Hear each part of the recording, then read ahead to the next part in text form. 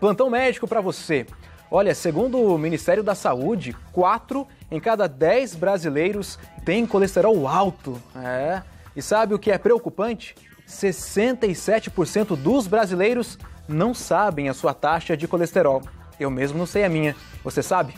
O levantamento foi feito pela Sociedade Brasileira de Cardiologia para alertar que o controle do colesterol pode evitar infartos e salvar vidas.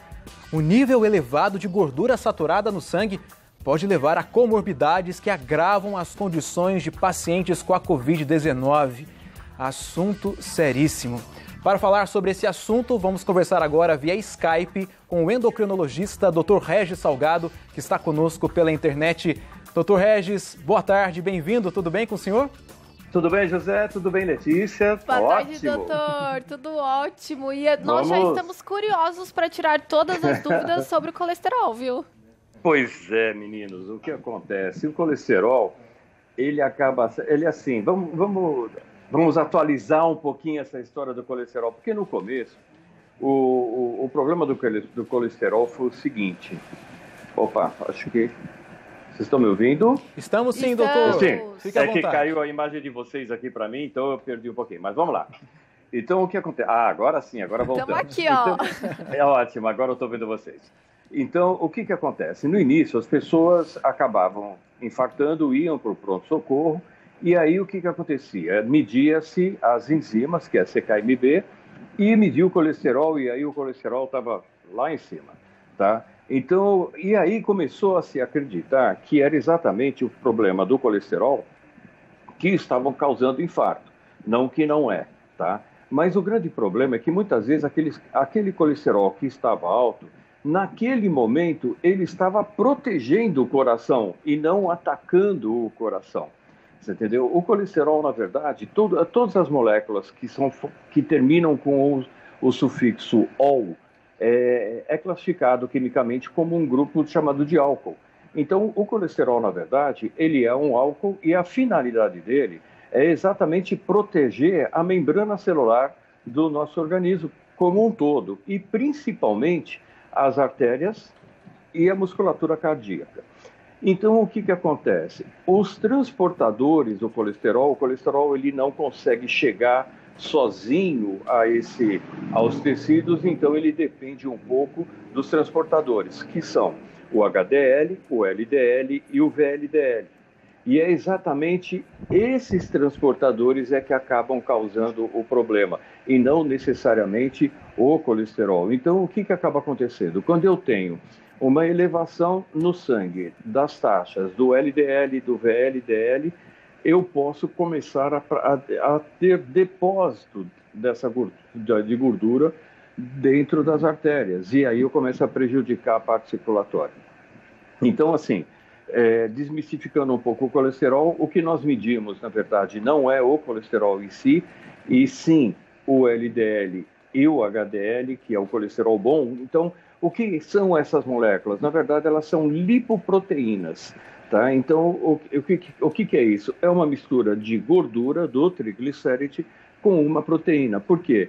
Para poder ter a movimentação dentro do nosso organismo. E é exatamente nessa formação da lipoproteína, principalmente do LDL, que começa a ter os problemas. Então, a gente precisaria medir, na verdade, o que nós chamamos de colesterol, mas na verdade é o LDL, que é o vilão da história, que quando ele está no nível mais alto, ele pode comprometer realmente todo o nosso sistema circulatório, entupindo artérias, promovendo formação daquelas plaquinhas de colesterol, que na verdade não é do colesterol, e sim placa de ateroma, que nós chamamos, dentro das artérias, e aí a coisa começa a ficar complicada. E o grande problema disso é que ele não dá sintoma.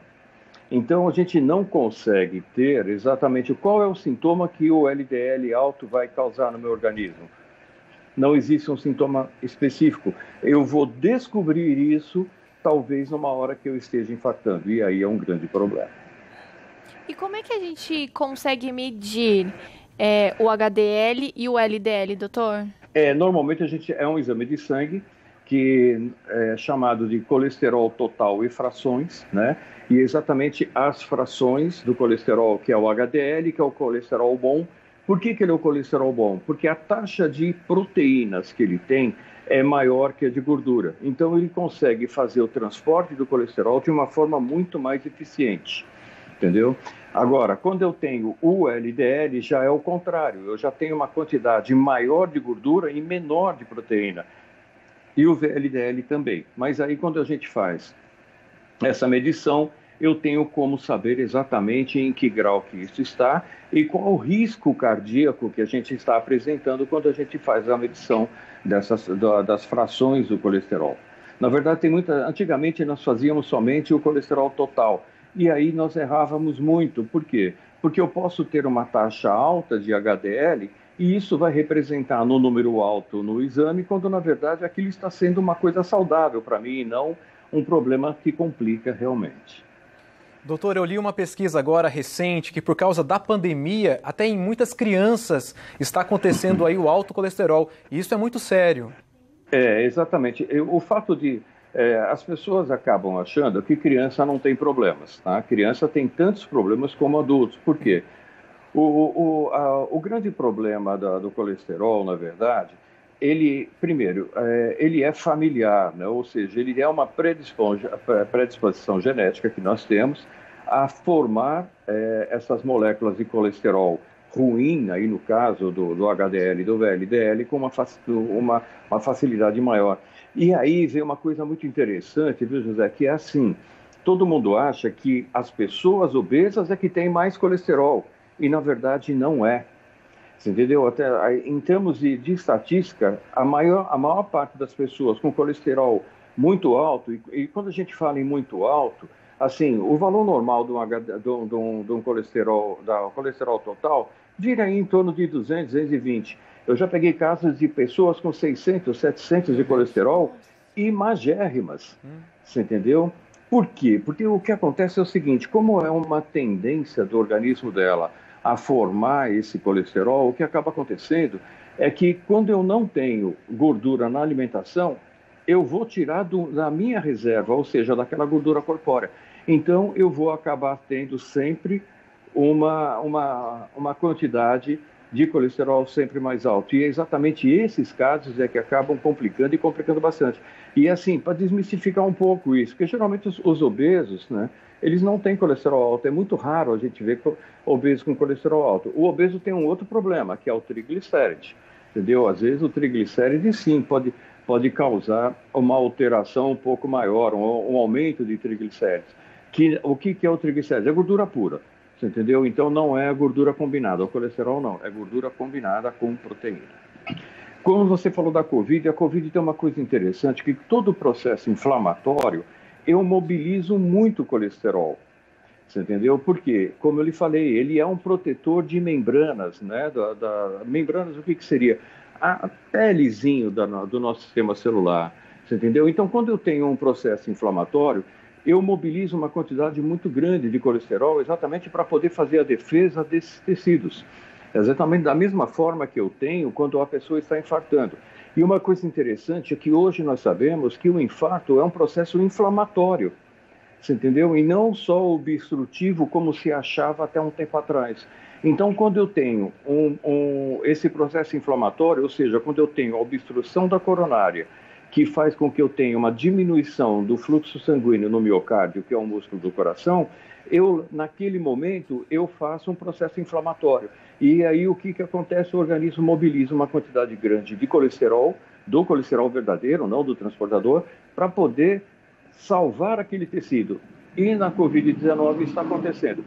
E uma coisa interessante, até que saindo um pouquinho fora do colesterol, mas falando um pouquinho da Covid, uma outra coisa que eu tenho notado nos pacientes pós-Covid é uma diminuição muito grande no hormônio chamado testosterona, que também é um hormônio de reestruturação. Ele é um hormônio que faz todo o processo de compensação e reconstrução de um tecido lesado.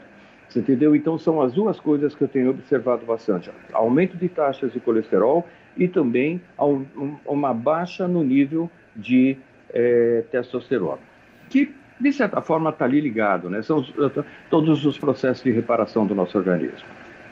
Perfeito. Doutor, a gente está aqui, ó, a gente postou no nosso Instagram e já tem algumas perguntas. Eu vou fazer uma para o senhor, tá bom? Vamos lá. A Fátima fez a seguinte pergunta. O colesterol causa tontura na cabeça? Não, é como eu lhe falei, é muito difícil você ter alguma alteração, algum sintoma do colesterol alto. Porém, é como eu te disse, de repente eu posso ter uma obstrução nas coronárias, ou na coronária não, nas carótidas, né, que são essas duas artérias aqui que sobem no pescoço. Isso pode dar uma diminuição de fluxo, mas aí não necessariamente pelo colesterol, e sim pela própria obstrução da carótida. Mas, em via de regra, o colesterol não dá sintoma, e é por isso que ele acaba se tornando um problema complicado, porque eu não tenho como sentir alguma coisa, eu estou com isso, então isso vai ser o meu colesterol tal. Não, eu não tenho. Então, é uma forma que eu tenho de descobrir meio sem querer, você entendeu? Então, não é comum, pode acontecer, mas assim, casos gravíssimos em pessoas que têm obstruções de carótida realmente, mas em via de regra não.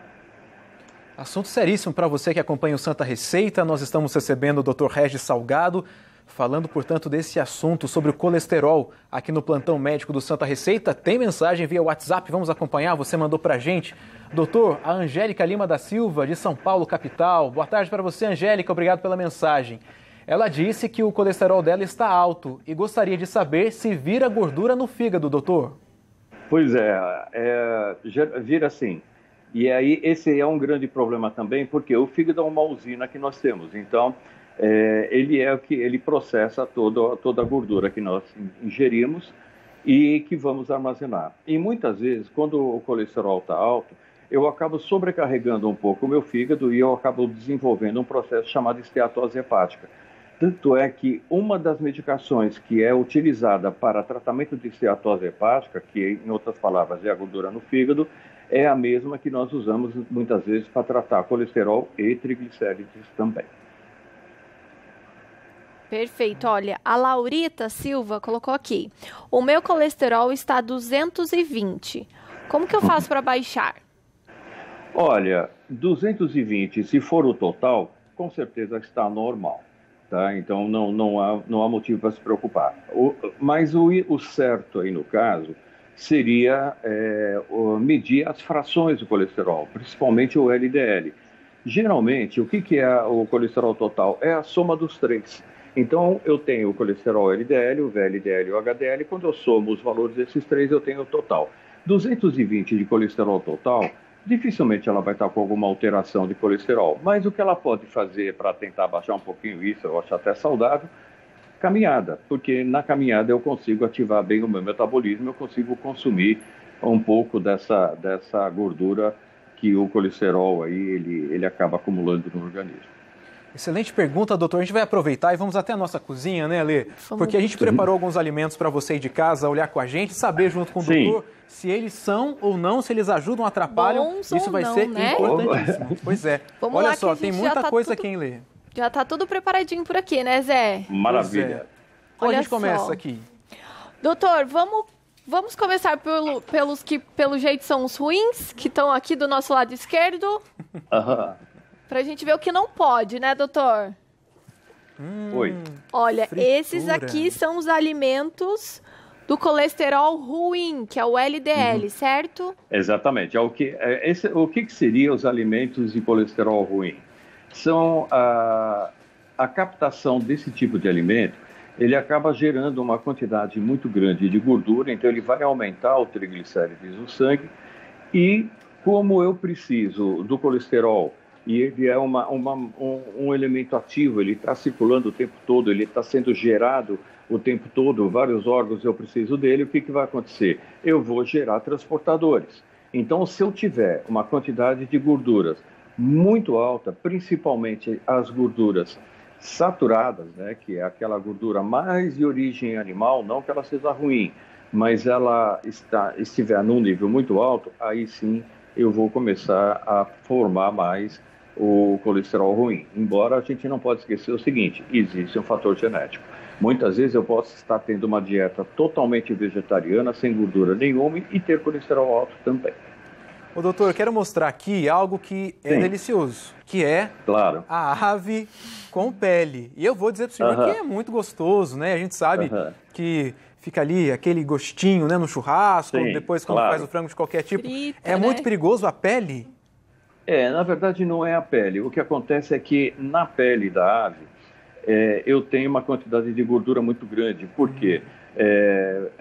A pena da ave ela tem que ser o máximo lubrificada para que ela não tenha penetração de água, porque senão o que acaba acontecendo? A ave vai se molhar e ela não vai conseguir voar ou vai começar a ter problemas sérios de infecções por conta da umidade. Então, a pele das aves ela tem várias vesículas de gordura, né, exatamente para proteção da pena, você entendeu? Então, na hora que eu tenho, a ave vive, quando você prestar atenção, a ave vive passando o bico nas penas, e exatamente nesse momento, o que ela está fazendo?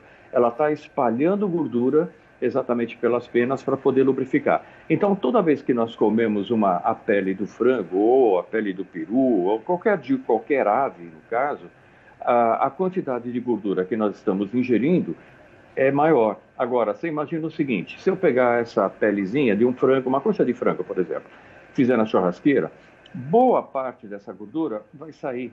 Então, ela acaba sendo saudável. Agora, se eu pegar essa pele, esse frango, e fritar numa quantidade de gordura grande, aí você imagina o estrago que não vai ser, né? Porque eu vou ter uma quantidade muito maior da própria gordura que não vai sair e ainda vai aumentar pelo óleo que eu vou usar para poder fazer a fritura. Como no caso da coxinha, isso, entendeu? É a mesma coisa.